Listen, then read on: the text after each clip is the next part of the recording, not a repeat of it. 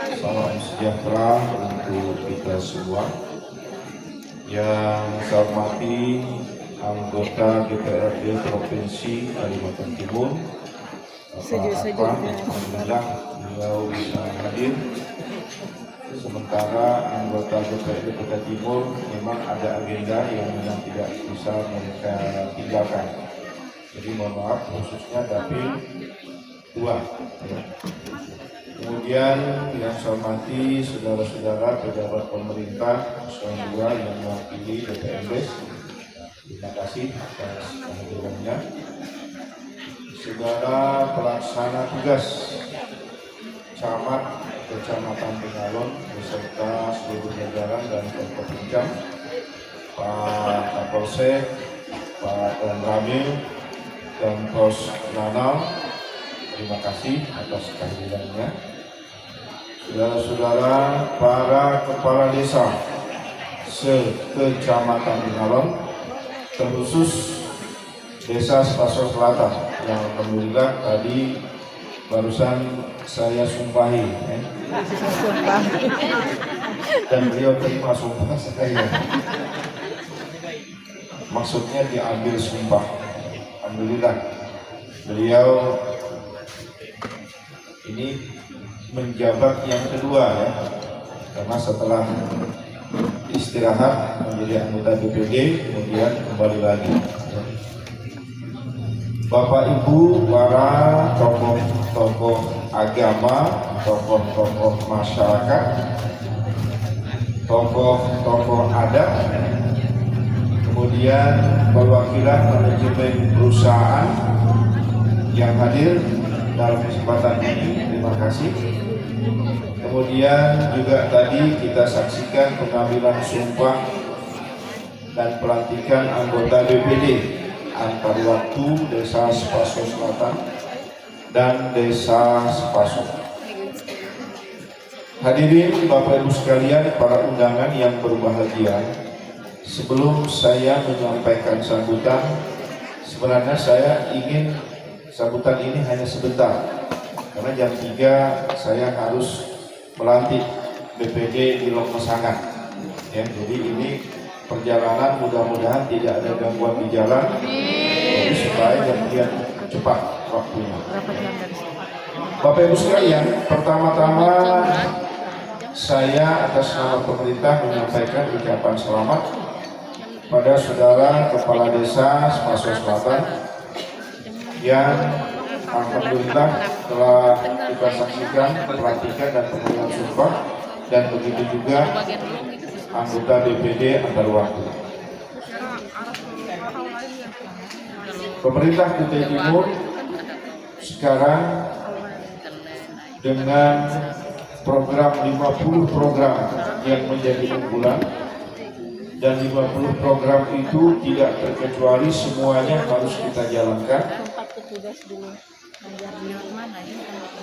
menjadi tanggung jawab utama pemerintah, dan yang kedua menjadi tanggung jawab kita bersama, terutama pada pejabat-pejabat pemerintah baik di eselon 2, 3, pejabat kecamatan sampai kepada pemerintah desa dan pemerintahan RT.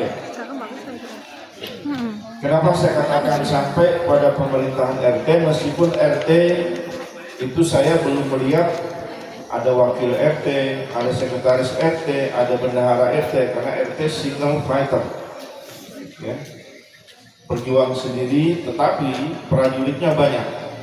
Sampai kepada program RT, pemerintah Kutai Timur menyiapkan, dan saya sepertinya meyakini tidak ada yang sama seperti yang kita lakukan di Kutai Timur di seluruh Indonesia.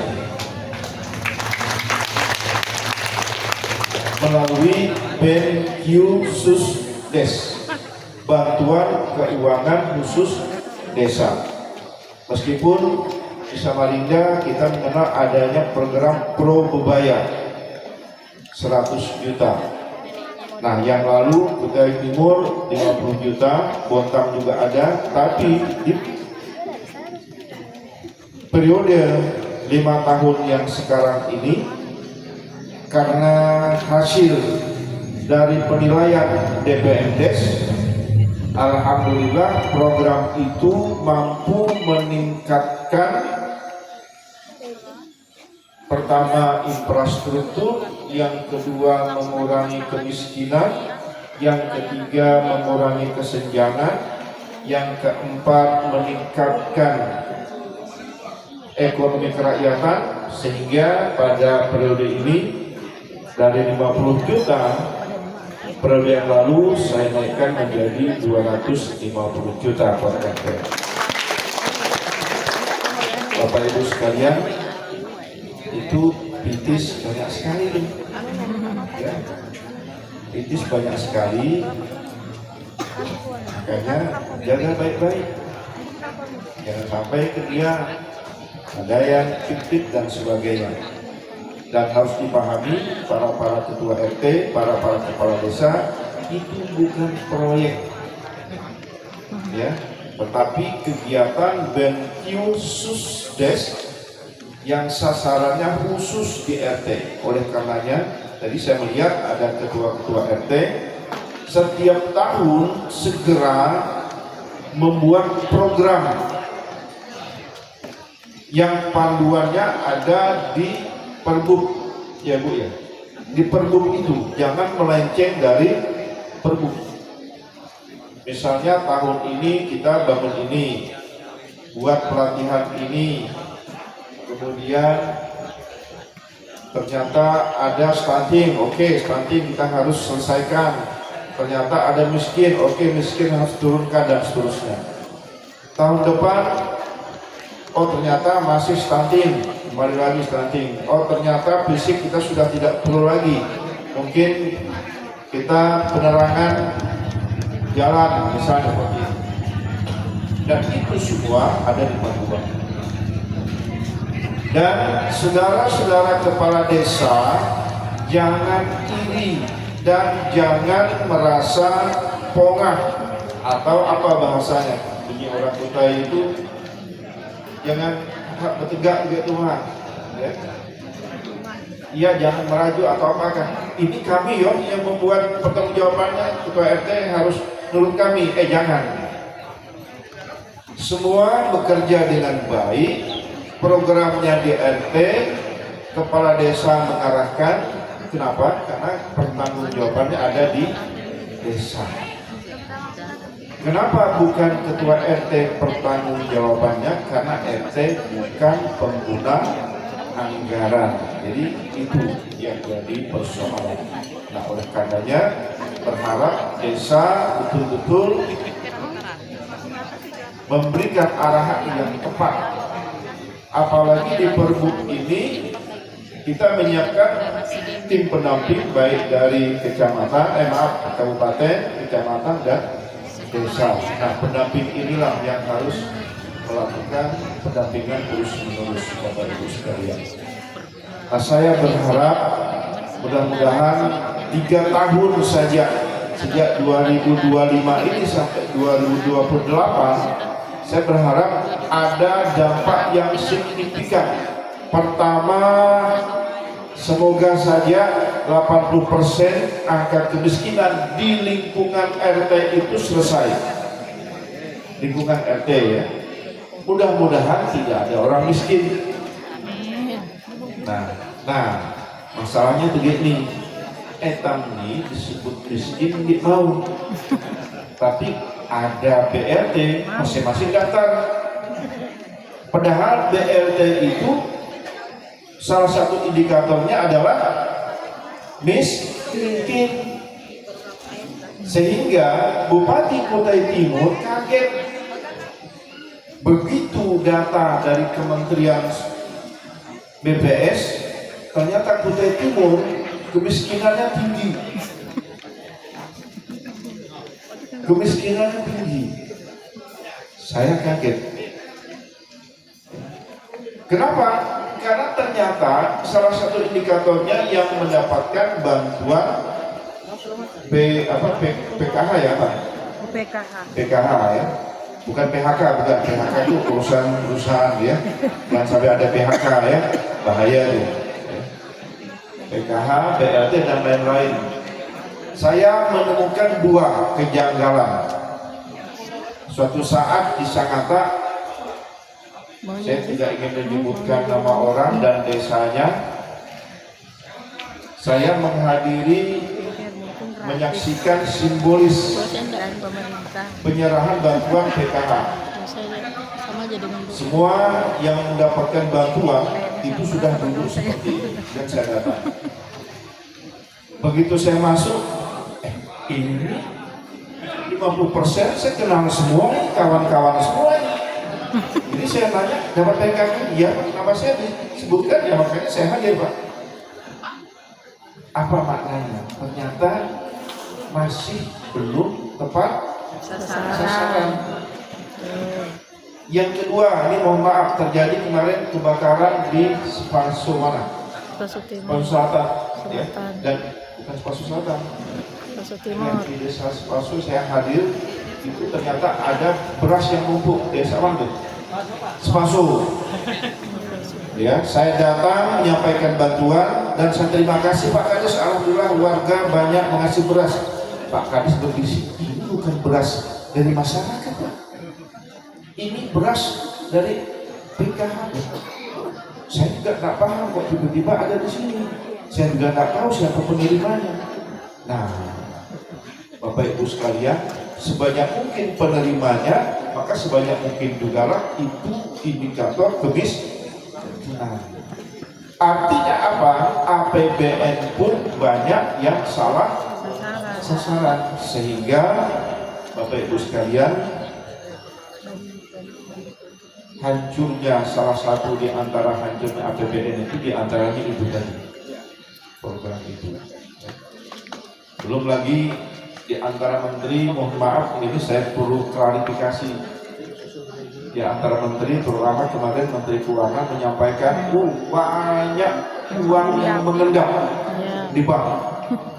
Kutai Barat 3 triliun, Kutai Kartanegara sekian, Samarinda sekian, Kutai Timur 1,7 triliun. Wow. Masyarakat yang tidak paham ini bertanya-tanya dan menggoreng. Gorengannya memang setengah matang supaya enak di apa namanya, supaya enak di komentar. Kalau gorengannya matang tinggal dimakan selesai ya. Di gorengannya setengah matang. Bagaimana itu Kutai Timur ada uang 1,7? Jangan-jangan itu deposito. Nah ternyata terjemahannya juga deposito. Terjemahannya. Bapak Ibu saudara sekalian, yang pertama yang ingin saya sampaikan, khususnya Kutai Barat itu. Kutai Barat itu APBD-nya hanya 1, sekian triliun. Pertanyaannya dari mana uang mengendap Kutai Barat itu sampai 3 triliun? Satu sudah logikanya.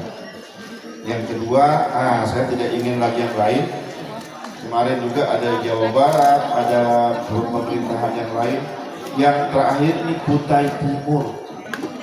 Saudara sekalian, 1,7 triliun itu saya mengomentarinya dua. Kalau itu mengendap di BI, maka saya marah. Kenapa tidak langsung di transfer? Ngapain di BI? Ternyata jawabannya ada yang mengatakan bukan di BI, Pak. Kalau itu di mana? Ada di Bank Kaltim. Kalau di Bank Kaltim itu memang uang kita yang belum kita belanjakan, kecuali kalau kegiatan pekerjaan sudah, maka akan dibayarkan sesuai dengan progres itu. Jadi masih tanda tanya ini. Saya masih menyampaikan kepada Bapenda, itu uang itu maksudnya apa?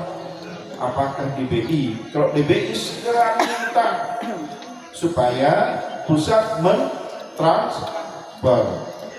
Lalu kalau uang itu ada di Bank Kaltim sebagai kasda, kas daerah kita, ya tidak masalah. Uang itu tinggal kita keluarkan apabila pekerjaan 1, 2, 3, 4 selesai, itu kita bayarkan sesuai dengan progres. Nah, ini masyarakat karena tidak paham itu, maka gorengannya saya tidak rela pajak saya setiap tahun, saya berusaha ini, saya karyawan ini. Tiba-tiba pemerintah bikin deposito, bunganya kemana dan sebagainya. Itu masyarakat seperti itu jawabannya. Bapak Ibu sekalian, satu sisi kita terima kasih kepada Pak Purbaya dengan semangat Menteri Keuangannya untuk membuat kebijakan, tapi di sisi lain, nah ini melenceng dari koridor. Ya. Padahal sekarang ini daerah tipisnya memang dikurangi, ya, tipisnya dikurangi. Kemarin aja di DPRD UAP PPAS hanya 4,8 triliun dari 11 triliun. Jadi kebun biru punya orang Kutai. Ya, cuma sayangnya di Sungai Bengawan di dalamnya berani kebun biru oleh jembatan juga. Ya, nah, kebun biru ada yang mangap ini sudah. Kalau dia kebun biru ya, keluar kepala ya. Itu yang pertama. Nah yang kedua, Bapak Ibu sekalian, alhamdulillah ya, tetap saya menyampaikan kepada DPRD, menyampaikan kepada DAPD, program 50 unggulan itu jangan sampai ada yang terkena gelombang, terseret gelombang meskipun ada pengurangan, karena itu adalah janji bupati kepada masyarakat. Ya. Sesungguhnya 50 program itu kalau saya beberkan secara detail itu semua ada, mau fisiknya, mau pendidikannya, mau sosialnya, ya, mau kesejahteraannya, dan semuanya di bidang olahraga, di bidang ekonomi, pendidikan dan sebagainya semua ada. Oleh karenanya, Bapak Ibu sekalian, saya hanya mohon doa dari masyarakat supaya Kutai Timur tetap konsisten terhadap 50 program itu dan akan berjalan sebagaimana yang kita inginkan. Dan saya yakin infrastruktur kita selama 5 tahun ini bisa selesai paling tidak 50% dari semua infrastruktur yang ada di seluruh Kutai Timur. Saya tidak berani menyebutnya 70 atau 80% karena begitu luas daerah kita di Kutai Timur ini. Ya, kalau Bapak Ibu ada yang berasal dari Jawa, misalnya Jogja sama Jawa Tengah, coba dicek, ya, tanya sama Mbah Google, Jogja luasnya berapa? Ya, Mbah Google Jawa Tengah luasnya berapa? Begitu diketahui gabung dua itu baru sama dengan Kutai Timur luasnya. Ya, itu artinya kita memiliki tanggung jawab yang besar untuk menuntaskan infrastruktur yang ada. Ya, baik infrastruktur jalan, infrastruktur pelabuhan, infrastruktur jembatan, juga termasuk infrastruktur digital. Ya, kemampuan masyarakat untuk memanfaatkan fasilitas digital, fasilitas internet dan lain-lain. Ini kita juga masih kekurangan di Kutai Timur ini. Sementara sekarang teknologi akan terus berkembang.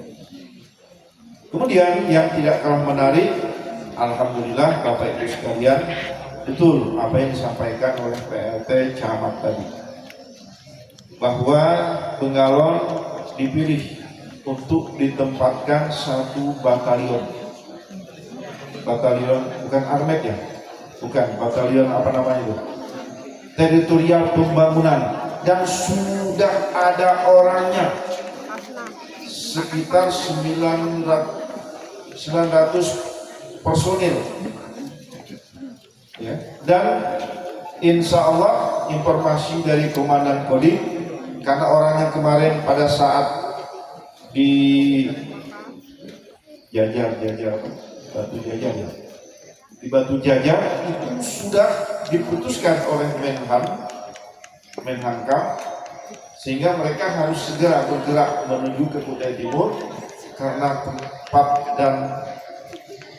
dan fasilitas belum ada. Maka mereka sekitar tanggal 10 November kalau tidak salah akan ditempatkan di Mako Latgap yang ada di samping disekrak ya di samping perusahaan PIK. Makanya kemarin kepada Pak Pangdam saya menyampaikan, Pak Pangdam, alhamdulillah karena di sana ada PIK, jadi jangan sampai PIK tidak membantu mereka. Nah, itu ya. Ada PIK nggak sih? PT PIK. Ya, nanti disampaikan ya, Bu PLH Camat. Kenapa? Karena ini luar biasa. Jadi batalion teritorial pembangunan yang akan membantu di dalam pembangunan. Kalau di kota Armet ya, tapi itu sudah lama. Udah, itu sudah lama Bontang.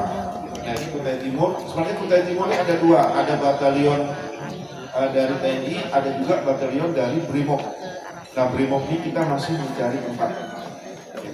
Nah, di Bengalon, Bapak Ibu sekalian, alhamdulillah kemarin mungkin sudah ada kesepahaman antara gubernur dengan Pangdam, yaitu gubernur bersedia menghibahkan lahan yang dimiliki provinsi, namun karena lahan itu sudah lama ditinggal oleh Toyib, ya, lama tidak pulang Bang Toyibnya, sehingga warga bahkan pemerintah bangun di situ. Ada kantor camat, ada masjid, ada fasilitas umum, ada warga bangun rumah.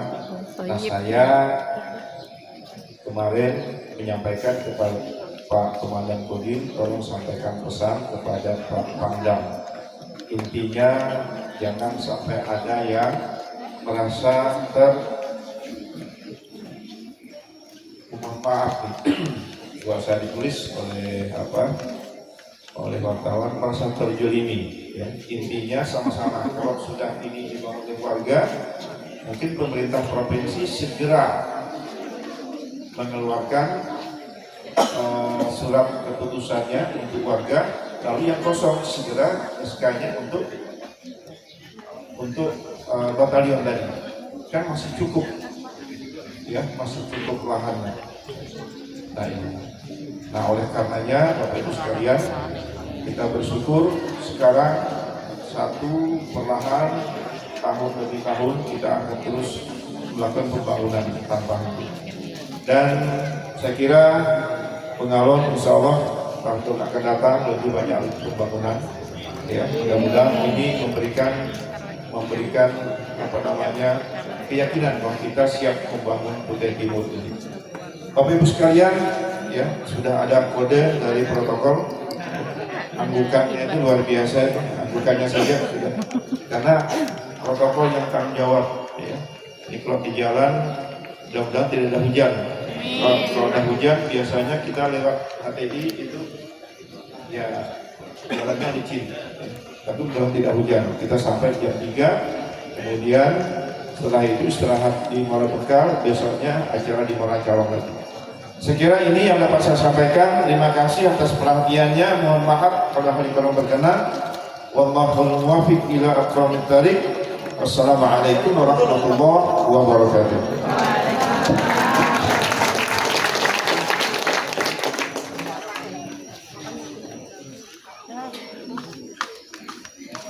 Selanjutnya sesi foto bersama. Hadirin